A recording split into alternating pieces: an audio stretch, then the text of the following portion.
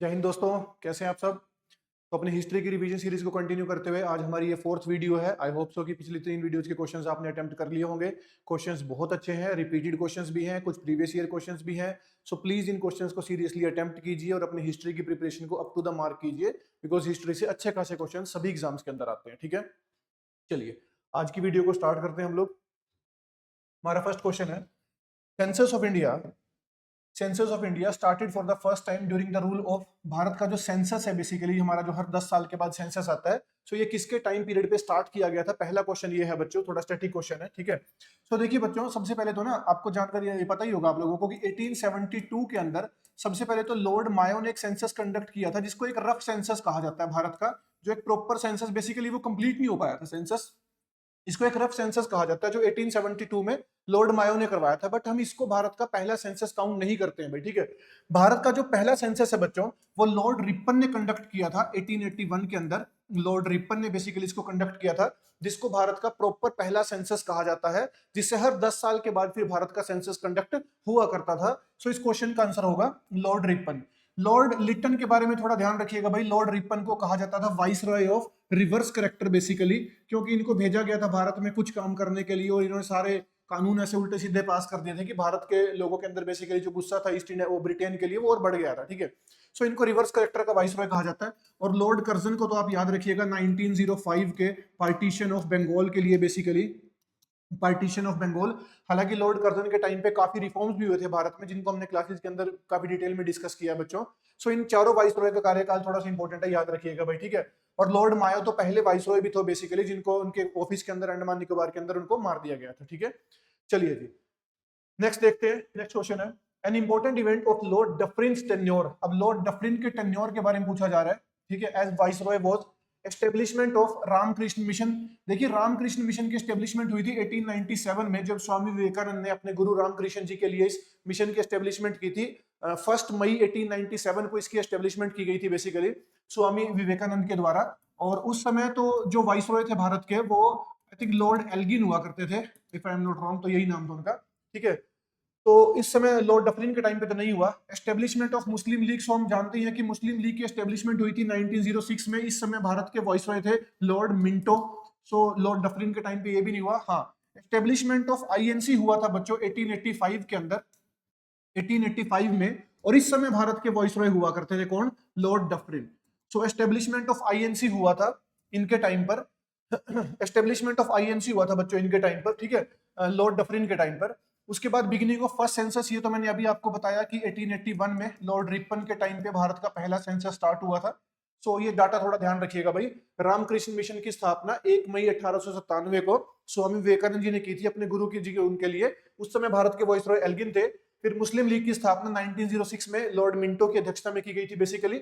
Establishment of INC हुआ था 1885 में डफरिन के टाइम पीरियड पर बेसिकली। ठीक है, चलिए नेक्स्ट क्वेश्चन देखते हैं।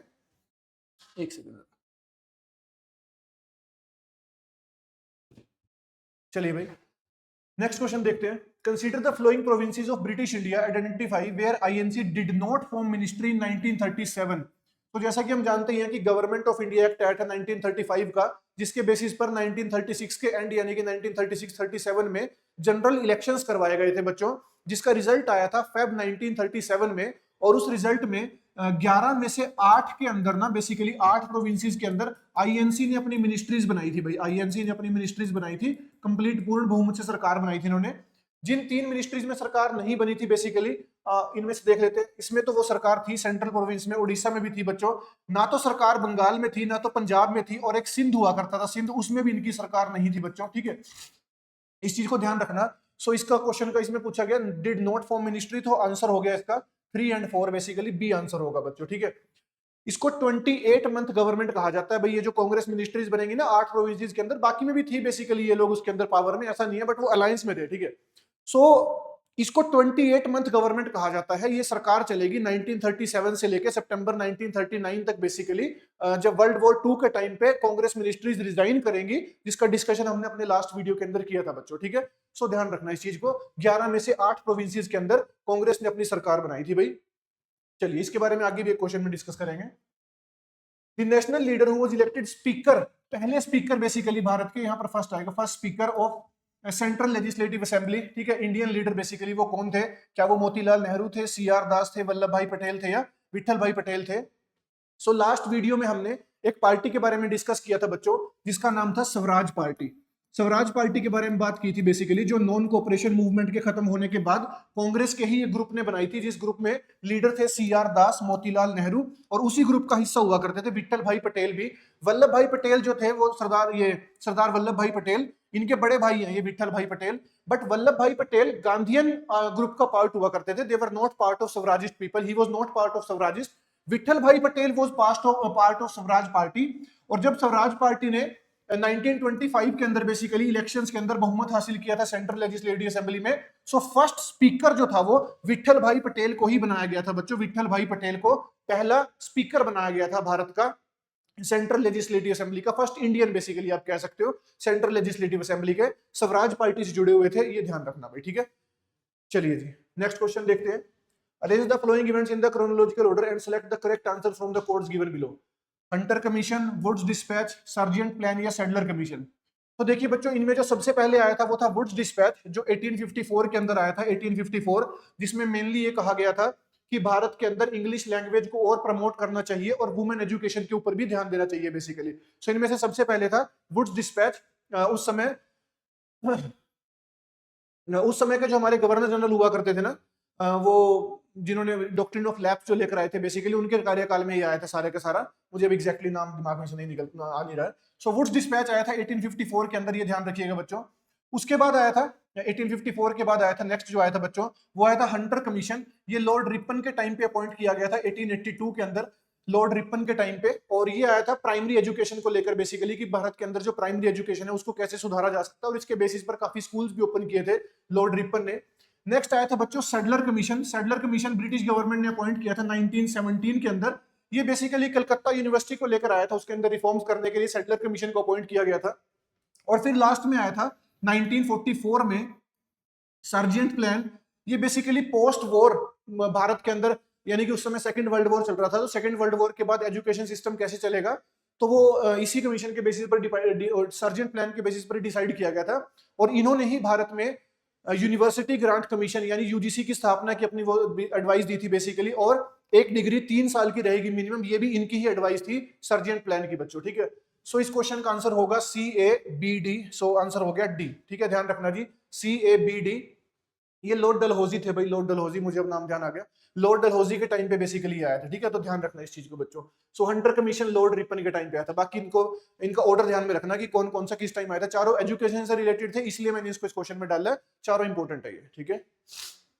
नेक्स्ट देखिए, provincial autonomy was provided by. अब देखो ये बहुत इंपॉर्टेंट पॉइंट है इंडियन फ्रीडम स्ट्रगल के अंदर, प्रोविंशियल ऑटोनॉमी। प्रोविंशियल ऑटोनॉमी किस एक्ट के अंदर आई थी, यहाँ तो ये पूछा गया, बट पहले ये बताया जा रहा है कि प्रोविंशियल ऑटोनॉमी है क्या।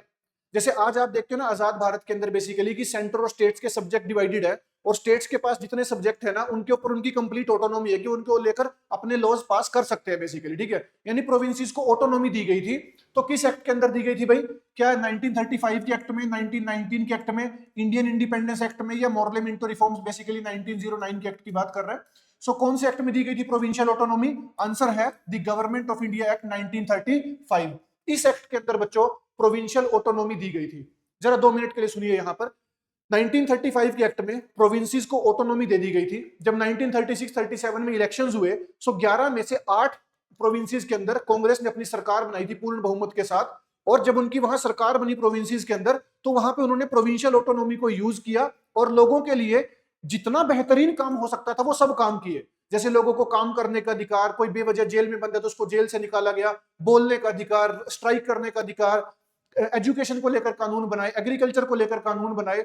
बहुत अच्छा काम कर रही थी ये सरकार, जो कांग्रेस मिनिस्ट्रीज थी बेसिकली 8 की 8 इन प्रांतों के अंदर, इस प्रोविंशियल ऑटोनॉमी के बेसिस पर, ठीक है। प्रोविंशियल ऑटोनॉमी के बेसिस पर ये जो सरकार थी कांग्रेस की, बहुत अच्छा काम कर रही थी। और इसको ना आप यूं कह सकते हो कि ये जो 28 मंथ गवर्नमेंट थी ना, वही जो 28 मंथ गवर्नमेंट इसी एक्ट के बाद बनी थी, इन्होंने भारत के लोगों को एक प्रैक्टिकल टेस्ट दिया था इंडिपेंडेंस का, कि एक्चुअल में आजादी होती कैसी है। वो सबसे पहला काम इसी सरकार ने किया था, 28 मंथ गवर्नमेंट ने किया था। किसको यूज करते हुए? प्रोविंशियल ऑटोनॉमी को यूज करते हुए, ठीक है। सो ये बहुत इंपॉर्टेंट एस्पेक्ट रहा भारत की आजादी में, क्योंकि लोगों को थोड़ा सा पता लगा कि यार आजादी ऐसी होती है। तो अब अगर कोई बड़ी मूवमेंट होगी तो लोग और बढ़ चढ़कर हिस्सा लेंगे, और इसी का रिजल्ट था 1942 में क्विट इंडिया मूवमेंट में। कितने बड़े भारत ने हिस्सा लिया था, बेसिक इतने लोगों ने हिस्सा लिया था उस मूवमेंट के अंदर, ठीक है। सो प्रोविंशियल ऑटोनॉमी उसका एक रीजन था बच्चों, इसमें ध्यान रखना। सो प्रोविंशियल ऑटोनॉमी किस एक्ट के अंदर आया था, 1935 के एक्ट के अंदर आया था भाई। नेक्स्ट देखिए, in the context of Indian history the principle of dyarchy. अब डायरकी किसको कहा जाता है, तो इसमें देख लीजिए, division of central legislature into two houses. क्या सेंट्रल लेजिस्लेचर को दो भाग में डिवाइड कर दिया गया था। Introduction of double government, that is central and state government, having two sets of rulers, that is one in London and one in Delhi. या फोर्थ था division of the subjects delegated to the provinces into two categories. So जरा देखिए यहाँ पे बच्चों, जो हमारा government of India act था ना, गवर्नमेंट ऑफ इंडिया एक्ट 1919 का 1919 का जो एक्ट था हमारा, इसके अंदर बच्चों प्रोविंसेस में, इसके अंदर प्रोविंसेस में डायरकी को इंट्रोड्यूस किया गया था, डायरकी को। Now what is dyarchy. Dyarchy होता है एक तरीके से rule by two government at the same level, same level पे दो सरकार चलेगी। सो कैसे किया गया था ये काम, देखिए उस समय जो स्टेट लिस्ट हुआ करती थी ना, जो प्रोविंशियल लिस्ट थी, उसमें 30 सब्जेक्ट्स हुआ करते थे। इन 30 सब्जेक्ट्स को ना टू पार्ट्स में डिवाइड कर दिया था, 20 और 10। ये जो 20 सब्जेक्ट्स थे ना, ये थे वो इंपॉर्टेंट सब्जेक्ट्स बेसिकली जो ब्रिटिशर्स ने अपने पास रखे थे, यानी ऑफिशियल्स के पास रखे थे, ठीक है। इनको कहा जाता था रिजर्व्ड सब्जेक्ट्स, रिजर्व्ड, ठीक है। और ये जो 10 सब्जेक्ट्स थे ना, ये बेसिकली दे दिए थे नॉन ऑफिशियल्स को, यानी कि इंडियंस को दे दिए गए थे 10 सब्जेक्ट्स। ये ब्रिटेन के लिए ज्यादा इंपॉर्टेंट नहीं थे, हालांकि इसमें एजुकेशन हेल्थ जो सबसे इंपॉर्टेंट है वो उसी में था, बट ब्रिटेन के लिए वो ज्यादा इंपॉर्टेंट नहीं थे। सो इसको रखा गया था बच्चों ट्रांसफर्ड लिस्ट के अंदर, ट्रांसफर्ड लिस्ट, ध्यान रखना भाई। सो ऐसे क्या किया, एक लेवल पे दो सरकार बना दी, एक लेवल पे, लेवल सेम है, स्टेट की बात हो रही है, बट दो सरकार बना दी अलग अलग, ठीक है। 20 सब्जेक्ट संभालेंगे इसके ब्रिटिशर्स के खुद के बंदे, और 10 सब्जेक्ट संभालेंगे इंडियंस बेसिकली, ठीक है। हालांकि इनमें भी जो वीटो पावर थी वो गवर्नर के पास ही हुआ करती थी। बट चलिए यहां पर हमारा क्वेश्चन ये है कि डायरकी का मतलब क्या होता है। So dyarchy means rule by two government at the same level, और ये किस एक्ट के अंदर आया था, प्रोविंसेस में, 1919 में। हालांकि यही डायरकी 1935 के एक्ट में लाई जाएगी सेंट्रल लेवल पर, वो लागू नहीं होगी बट आएगी सेंट्रल लेवल पर 1935 के एक्ट में। 1919 के एक्ट में ये आई है प्रोविंसेस के अंदर बच्चों, ठीक है। तो ध्यान रखना इस चीज को भाई। सो इसका आंसर है D, basically division of subjects delegated to provinces into two categories. फिर देखिए, the trade dispute act of 1929 provided for, ये इंपॉर्टेंट है, यूपीएससी में पूछा गया क्वेश्चन है बच्चों सिविल सर्विसेज के अंदर। The trade dispute act of 1929 provided for, क्या था ट्रेड डिस्प्यूट एक्ट, क्या था इसके provisions, the participation of workers in the management of industries, क्या ये था इसके अंदर, arbitrary powers to the management to solve industrial disputes, intervention by the British court in the event of trade and dispute, या a system of tribunals and ban on strikes। so basically ये यही था बच्चों, जिसके अंदर क्या कहा गया था, ट्रेड डिस्प्यूट एक्ट जो था 1929 का, इसके अंदर यही कहा गया था कि कुछ ट्रिब्यूनल्स को एस्टेब्लिश कर दिया गया था इससे ट्रेड डिस्प्यूट से रिलेटेड, और अनअनाउंस्ड स्ट्राइक्स के ऊपर बैन लगा दिया गया था कि कोई भी बिना बताए किसी भी तरीके की स्ट्राइक नहीं करेगा। अगर किसी को स्ट्राइक पे जाना भी है तो पहले 1 महीने का एडवांस नोटिस देना पड़ेगा, उसके बाद ही स्ट्राइक अलाउड है बेसिकली, ठीक है। सो अनअनाउंस्ड स्ट्राइक्स को बैन कर दिया गया था भारत के अंदर, और ट्रिब्यूनल्स को एस्टेब्लिश किया गया था इससे रिलेटेड बेसिकली। सो आंसर हो जाएगा डी। नेक्स्ट देखिए बच्चों, ये फिर से सिविल सर्विसेज का क्वेश्चन है। The objective of Butler committee of 1927, Butler committee को क्यों अपॉइंट किया गया था वो देखेंगे। To define the jurisdiction of central and provincial government, क्या ये फंक्शन था। To define the power of secretary of state for India, या impose censorship on Indian press, या फिर to improve the relationship between the government of India and the Indian state. So answer is D बच्चों, ये इस committee को appoint किया गया था इस काम के लिए कि सेंटर की जो सरकार है और स्टेट्स की जो सरकार है उनके बीच के रिलेशनशिप को सुधारने के लिए, उनके बीच में क्या क्या कैसे फंक्शनिंग स्मूथ हो सके, उसके लिए अपॉइंट किया गया था बच्चों बटलर कमीशन को, बटलर कमेटी को 1927 के अंदर, ठीक है जी। नेक्स्ट क्वेश्चन देखिए, विच of the flowing statements about Ilbert bill, देखिए इल्बर्ट बिल कंट्रोवर्सी भारत के इतिहास में बहुत फेमस है भाई, इल्बर्ट बिल कंट्रोवर्सी, ठीक है। इसकी क्या महत्व था वो भी अभी आपको बताऊंगा। फिर इसमें देखिए स्टेटमेंट्स दी गई है कुछ इसके अंदर, तो क्या क्या है, it propose to grant limited criminal jurisdiction to native, यहां क्रिमिनल्स नहीं ऑफिशियल्स आएगा basically, to native officials. It propose to grant complete civil and criminal jurisdiction to native officials. The proposed bill generated opposition from England European subjects to in India, या in spite of opposition to the bill it was passed without modification. चलिए जिनको सबसे पहले Ilbert bill controversy के बारे में नहीं पता, पहले मैं बताता हूँ। Ilbert bill basically Lord Ripon की उसकी जो वाइसरॉय कमेटी हुआ करती थी उसके अंदर लॉ कमिश्नर हुआ करते थे, बेसिकली लॉ मिनिस्टर हुआ करते थे इल्बर्ट, ठीक है, सर सीपी इल्बर्ट कहा जाता था इनको। सो इन्होंने ना एक बिल प्रपोज किया था जिसके अंदर क्या कहा गया था कि भाई जो इंडियन जजेस है ना वो भी यूरोपियन ऑफेंडर्स की सुनवाई कर सकेंगे, बिकॉज उससे पहले क्या होता था कि जो इंडियन जजेस हैं वो यूरोपियन ऑफेंडर्स की सुनवाई नहीं कर सकते थे, वो सिर्फ इंडियन ऑफेंडर्स की ही सुनवाई कर सकते थे। सो इल्बर्ट ने क्या किया, एक बिल पास किया और उस बिल को भेज दिया कहां, ब्रिटेन, पास होने के लिए बेसिकली, कि हाँ अब से इंडियन जजेस भी बेसिकली यूरोपियन ऑफेंडर्स की सुनवाई कर सकेंगे। लेकिन आप जानते हैं कि पूरी दुनिया के अंदर व्हाइट कलर सुप्रीमेसी का कंसेप्ट चलता था, बेसिकली यूरोप वालों ने कंसेप्ट को चला रखा था कि व्हाइट कलर के लोग सबसे सुप्रीम है और बाकी ये जो ब्राउन रेस है जिसमें इंडियंस को रखा जाता था या जो ब्लैक रेस है ये तो बहुत नीचे है। सो जैसे ये बिल प्रपोज हुआ ना पूरा यूरोप बच्चों यूनाइट हो गया। हालांकि यूरोप के सभी देशों के आपस में काफी लड़ाइयां थी, चाहे जर्मनी था, फ्रांस था, इटली था, ब्रिटेन था, सबकी बहुत लड़ाइयां थी। लेकिन जैसे इल्बर्ट बिल अनाउंस हुआ तो ये इस बिल को लेकर सारी व्हाइट कलर सुप्रीमेसी बन गई, मतलब वो सब यूनाइट हो गए और उन्होंने भर भर के क्रिटिसाइज करना शुरू किया इंडियंस को। इवन न्यूज़पेपर्स के अंदर काफी रेशियल डिस्क्रिमिनेशन की बातें छापी जाती थी और सीपी इल्बर्ट को भी काफी क्रिटिसाइज किया गया, इंग्लैंड की क्वीन को भी काफी क्रिटिसाइज किया गया कि आप ऐसी पावर इंडियंस को कैसे दे सकते हो कि अब वो यूरोपियन ऑफेंडर्स की सुनवाई करेंगे। सो इतना प्रेशर पड़ने के बाद ना बच्चों बेसिकली इस बिल के अंदर मॉडिफिकेशन कर दी गई थी और इसमें फिर यह कर दिया गया था कि ठीक है इंडियन जज सुनवाई तो कर सकेगा यूरोपियन ऑफेंडर की, लेकिन टोटल 12 जजेस की बेंच बैठा करेगी, लेकिन 12 जजेस में से 7 जज यूरोपियन होंगे और 5 जज इंडियन होंगे, तब वो किसी यूरोपियन ऑफेंडर की सुनवाई कर सकते हैं।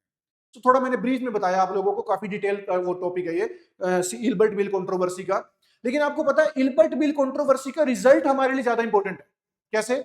इल्बर्ट बिल कंट्रोवर्सी से ना भारत के लोगों को दो चीजों के बारे में पता लगा। एक तो पूरा यूरोप भारत के साथ कैसे रेशियल डिस्क्रिमिनेशन करता है, एक तो इस बात का पता लगा कि चाहे ब्रिटेन है, फ्रांस है, जर्मनी है, यह कोई भी भारत के लोगों को एज ह्यूमन बीइंग तो एक्सेप्ट नहीं करते हैं। दूसरी चीज जो इनको पता लगी ना बच्चों भारत के लीडर्स को बेसिकली, वो थी स्ट्रेंथ ऑफ यूनिटी, कि यार यूनिटी में कितनी स्ट्रेंथ होती है। कैसे एक बिल को लेकर पूरा यूरोप यूनाइट हो गया और पूरे यूरोप ने यूनाइट होकर कैसे बच्चों एक बिल को वापस करवा दिया, उसको मॉडिफाई करवा दिया। सो यहां से इंडियंस को एक बेसिकली एक रास्ता मिला, एक मैसेज मिला इनको कि यार हम लोग ना, देखो इससे पहले क्या था, भारत के अंदर बहुत सारी रीजनल ऑर्गेनाइजेशंस थी, जैसे बंगाल में अलग थी, 3-4 ऑर्गेनाइजेशन काम करती थी, बॉम्बे में अलग थी, मद्रास में अलग थी, पंजाब में अलग थी। तो एक ना सेंट्रल ऑर्गेनाइजेशन नहीं थी ब्रिटेन से बात करने के लिए। इल्बर्ट बिल कंट्रोवर्सी से हमें जो दूसरा मैसेज मिला था, स्ट्रेंथ ऑफ यूनिटी, इसके बाद ही बच्चों भारत के लीडर्स ने ये डिसाइड किया था कि क्यों ना हम भी अलग अलग लड़ने की बजाय सब एक जगह होकर लड़े और तब हम ब्रिटेन से सामना करें। इसी मैसेज के बेसिस पर बच्चों 1885 में, देखो इल्बर्ट बिल कंट्रोवर्सी 1883 में हुई है, 1885 के अंदर बच्चों फॉर्मेशन हुआ था इंडियन नेशनल कांग्रेस का, इसी मैसेज के ऊपर बेसिकली। ध्यान रखना बात, क्लास के अंदर मैंने बड़ा डिटेल में पढ़ाई इस चैप्टर को। इल्बर्ट बिल कंट्रोवर्सी के बेसिस पर ही फॉर्मेशन हुआ था इंडियन नेशनल कांग्रेस का 1885 के अंदर बच्चों, ठीक है, ध्यान रखना इस चीज को भाई। इसमें से आंसर क्या है बेसिकली, एक तो ये है कि इसमें ये कह दिया था कि लिमिटेड क्रिमिनल ज्यूरिसडिक्शन दे दी गई थी, और क्या इसको विदाउट एनी मॉडिफिकेशन पास कर दिया गया था? नहीं, विदाउट एनी मॉडिफिकेशन भी इसको पास नहीं किया था, तो ये स्टेटमेंट रॉन्ग है। ओपोजिशन फ्रॉम इंग्लैंड, हाँ बहुत सारी ओपोजिशन हुई थी बेसिकली, कंप्लीट दे दिया था, ये भी नहीं दिया था। सो आंसर हो गया इसका 1 और 3, सी आंसर है बच्चों, ठीक है। बेसिकली लिमिटेड पावर दे दी थी इंडियन जजेस को कि ठीक है सुनवाई कर सकते हैं, कंप्लीटली नहीं कर सकते हैं। और दूसरा बेसिकली क्या ये इसको विदाउट मॉडिफिकेशन पास करते थे? नहीं, सबने इसको वो भी किया था, अपोज भी किया था, ठीक है। सो आंसर हो गया सी 1 और 3। चलिए भी नेक्स्ट देखते हैं। Which of the following statements related to Indian Council Act of 1861? 1861 के एक्ट के बारे में पूछ रहा है। 1861 के एक्ट को पहले ही याद रखिएगा, किस चीज के लिए? बर्थ ऑफ लेजिस्लेचर के लिए। इस एक्ट के अंदर भारत में बर्थ हुआ था लेजिस्लेचर का बच्चों, ठीक है। देखते हैं क्या पॉइंट्स दिए गए हैं। The act introduced the popular element of non-official members। जी हाँ बिल्कुल, यही मैंने जो कहा आपको, लेजिस्लेचर आ गया था, नॉन ऑफिशियल मेंबर्स आ गए थे basically. The members were nominated into viceroy's council. जी हाँ, मेंबर्स को नॉमिनेट किया जाता था। क्या वो इलेक्टेड थे? नहीं, ध्यान रखना, मैंने कल भी बताया था आपको, इलेक्शंस तो भारत में आए थे 1892 के एक्ट में, लास्ट वीडियो में बताया था 1892 के एक्ट में इनडायरेक्ट इलेक्शंस आए थे। उससे पहले 1861 के एक्ट में नॉमिनेशन ही हुआ करता था भाई, नॉमिनेशन भी वाइसरॉय करेगा, ठीक है। और the tenure of their office was 2 years. जी हाँ बिल्कुल, जैसे आज आपके लोकसभा के एमपी का कार्यकाल कितना होता है मिनिमम अगर रखे तो 5 साल होता है, बेसिकली मैक्सिमम उनका कार्यकाल 5 साल होता है, ठीक है। उस समय कितना था? 2 साल। सो ये तीनों पॉइंट्स ठीक है भाई, आंसर हो गया 1, 2 एंड 3। 1861 के अंदर भारत के अंदर लेजिस्लेचर का बर्थ हुआ था, और उसमें क्या था कि वाइसरॉय जो है वो मिनिमम 6 से 12, मिनिमम 6 मैक्सिमम 12 बंदे रख सकता है एज नॉन ऑफिशियल्स बेसिकली अपनी एग्जीक्यूटिव काउंसिल के अंदर। तो उसके अंदर क्या था कि जितने भी वो ऑफिशियल्स रखेगा उसके हाफ बेसिकली इंडियंस वो रख लेगा बेसिकली, ठीक है। सो उन्होंने क्या किया था, पहले 3 मेंबर्स को इसके अंदर नॉमिनेट किया था। ध्यान रखना इसमें नॉमिनेशन होता था, और नॉमिनेशन करने की पावर किसके पास थी, वाइसरॉय के पास थी बच्चों, ठीक है। सो 1861 के एक्ट को यहां से याद रखिएगा भाई। चलिए नेक्स्ट है, which of the following movements came to an abrupt end because of the Chauri Chaura incident. So Chauri Chaura incident आप जानते ही हैं, फेब 1922 में हुआ था बेसिकली, ये आई थिंक 5 फरवरी को हुआ था, 5 फेब 1922 को। और 1920 से 22 तक भारत में कौन सी मूवमेंट चल रही थी भाई, सो वो मूवमेंट थी नॉन कोऑपरेशन मूवमेंट बच्चों, गांधी जी की पहली all India movement basically non cooperation movement. Home rule movement तो इससे उसका एंड नहीं हुआ था, सिविल डिसोबीडियंस मूवमेंट का भी नहीं, क्विट इंडिया मूवमेंट का भी नहीं, आंसर है नॉन कोऑपरेशन मूवमेंट। चोरी चोरा इंसिडेंट, यूपी का चोरी चोरा इंसिडेंट आप सबको याद ही होगा, जिसके अंदर एक ग्रुप ऑफ पीपल ने बेसिकली, एक मास ने एक पुलिस स्टेशन को फूंक दिया था, जिसके अंदर 22 पुलिस वाले जिंदा जलकर मर गए थे। तो उसके बाद गांधी जी ने नॉन कोऑपरेशन मूवमेंट को खत्म कर दिया था भाई, ठीक है। चलिए नेक्स्ट देखते हैं, Who among the following leaders founded the revolutionary organization Abhinav Bharat society. किस रेवोल्यूशनरीज ने इसको फाउंड किया था बेसिकली, अभिनव भारत सोसाइटी। सो क्या वो भगत सिंह थे, भगत सिंह की ऑर्गेनाइजेशन का नाम क्या था भाई, पंजाब नौजवान सभा, पंजाब नौजवान सभा। और ये बाद में किसमें शामिल हो गए थे, HSRA में, है ना, चंद्रशेखर आजाद के साथ। हिंदुस्तान सोशलिस्ट रिपब्लिकन एसोसिएशन में शामिल हो गए थे। क्या वो विनायक दामोदर सावरकर, जी हाँ बिल्कुल, इन्हीं की ऑर्गेनाइजेशन थी अभिनव भारत सोसाइटी, ठीक है। हालांकि ये फाउंड की गई थी 1905 के अराउंड जाके, इससे पहले इन्होंने फाउंड की थी मित्र मेला, 1899 में मित्र मेला फाउंड की थी वीडी सावरकर ने और इनके भाई गणेश सावरकर ने, दोनों ने मिलकर मित्र मेला। लेकिन जब इसमें 200-300 के करीब लोग जुड़ गए थे ना, तब इसका नाम रख दिया गया था अभिनव भारत सोसाइटी। और उसके बाद वीडी सावरकर लॉ की पढ़ाई करने लंदन चले गए थे, तो इन्होंने लंदन में जाकर भी इसकी ब्रांच खोली थी बेसिकली बच्चों, ठीक है। और रेवोल्यूशनरी ऑर्गेनाइजेशन थी, काफी कह लो आप वायलेंस के रास्ते पर चलने वाले लोग थे बेसिकली। और इन्होंने किए भी थे 2-3 मर्डर्स 1909 में, जैसे इन्होंने एक लेफ्टिनेंट कर्नल को मारा था बेसिकली, विली नाम के कर्नल को, और एक AMT जैक्सन नाम का जज हुआ करता था, उसको भी इन्होंने मारा था बेसिकली बच्चों 1909 में। उसके बाद ही ये सब पकड़े गए थे, ठीक है। ये गणेश सावरकर भी और वीडी सावरकर भी। इसके बाद ही वीडी सावरकर को अंडमान निकोबार में डाल दिया गया था, काले पानी की जेल के अंदर बच्चों, ठीक है। चलिए बरिंदर कुमार घोष, इनकी तो आप ऑर्गेनाइजेशन का नाम जानते ही हैं, वो थी जुगंतर, जो बंगाल के अंदर फाउंड की थी बेसिकली जुगंतर। और पुलिन बिहारी के ऑर्गेनाइजेशन का नाम हुआ करता था, इसका मैं देख के बता दूंगा, बट पुलिन बिहारी के ऑर्गेनाइजेशन का नाम जो था अभी मुझे एग्जैक्टली याद नहीं आ रहा है, बट आप देखिए यहाँ पे भगत सिंह वाली का याद रखिएगा, पंजाब नौजवान सभा, वीडी सावरकर हो गया, अभिनव भारत सोसाइटी, बरिंदर कुमार घोष की ऑर्गेनाइजेशन का नाम था जुगंतर। और ये देख लेंगे एक बार, पुलिन बिहारी की ऑर्गेनाइजेशन का नाम था, अभी माइंड से स्किप हो रहा है वैसे एक्चुअल में, चलो अगर याद आ जाता तो मैं वापस आके बताता हूँ आपको। नेक्स्ट देखिए आप, विच of the following was the first Satyagraha of Mahatma Gandhi in India. Bharat के अंदर महात्मा गांधी जी का पहला सत्याग्रह कौन सा था भाई, क्या वो अहमदाबाद मिल वर्कर स्ट्राइक थी, चंपारण सत्याग्रह था, बारडोली सत्याग्रह था, या खेड़ा सत्याग्रह था। याद रखना बारडोली सत्याग्रह ये जो था, ये तो था ही किसका, सरदार वल्लभ भाई पटेल का था भैया, वल्लभ भाई पटेल का, ठीक है। इसमें गांधी जी का रोल कम था। तो इनमें से कौन सा था पहला, सो पहला था चंपारण सत्याग्रह 1917 में। ध्यान रखना भाई, चंपारण जो इंडिगो कल्टीवेटर्स की स्ट्राइक चल रही थी जब वहां पर बिहार के चंपारण में बेसिकली, सो वहां पर था क्या, 3 कटिया सिस्टम लागू हो रखा था, 3 कटिया सिस्टम से परेशान किसानों ने वहां पर स्ट्राइक कर रखी थी। तब राजकुमार शुक्ला नाम के किसान के कहने पर गांधी जी चंपारण गए थे, जहां पर जाकर उन्होंने सिग्नेचर कैंपेन चलाया था और 3 कटिया सिस्टम को लेकर एक कमेटी अपॉइंट की थी ब्रिटेन ने, जिसका पार्ट बनाया था गांधी जी को। और उस कमेटी की रिकमेंडेशन पर 3 कटिया सिस्टम को बच्चों एबोलिश कर दिया गया था, और जिनसे जबरदस्ती जमीनें वसूली गई थी, पैसा वसूला गया था, उनको वापस भी दिया गया था बेसिकली, ठीक है। सो चंपारण सत्याग्रह गांधी जी का पहला भारत के अंदर बेसिकली सत्याग्रह था, ठीक है, ध्यान रखना भाई इस चीज को। नेक्स्ट देखते हैं, consider the following movements, Moplah rebellion, Bardoli satyagraha, Champaran satyagraha या salt satyagraha. Which of the following is the correct chronological order. Chronological देखिए, चंपारण सत्याग्रह हुआ था 1917 में, मोपला रिबेलियन हुआ था जिसको मालाबार रिबेलियन बोलते हैं 1921 में, बारडोली सत्याग्रह हुआ था 1928 में, और साल्ट सत्याग्रह हुआ था 1930 में बच्चों। सो क्रोनोलॉजिकल ऑर्डर एक बार देख लीजिएगा, जो भी बनेगा इसका, मेरे ख्याल में ये बनेगा 3124, हाँ जी ये बनेगा 3124, हाँ ये बनेगा, ठीक है। सो आंसर होगा बी। ये क्रोनोलॉजिकल ऑर्डर्स काफी इंपॉर्टेंट होते हैं भाई, इनको ध्यान रखना थोड़ा सा, ठीक है। तो आज की वीडियो के 15 क्वेश्चंस यही थे हमारे। आई होप सो कि क्वेश्चन आपको अच्छे लगे होंगे। कई सारे previous year question, even civil services के या सीडीएस एनडीए के क्वेश्चंस हैं इसके अंदर। सो प्लीज क्वेश्चंस को सीरियसली टारगेट करते चलिए और इसी तरीके से अपनी हिस्ट्री को रिवाइज करते चलिए क्वेश्चंस के थ्रू। थ्योरी आप पढ़ते हैं, बहुत अच्छी बात है, लेकिन जब तक आप क्वेश्चंस प्रैक्टिस नहीं करेंगे तब तक आपको नहीं पता लगता एग्जैक्टली कि तैयारी किस लेवल पर चल रही है बेसिकली। ठीक है जी। सो क्वेश्चंस को ऐसे कंटिन्यू रखेंगे, आगे भी वीडियोज आती रहेंगी। इसी के साथ जय हिंद, जय भारत। थैंक यू बच्चों।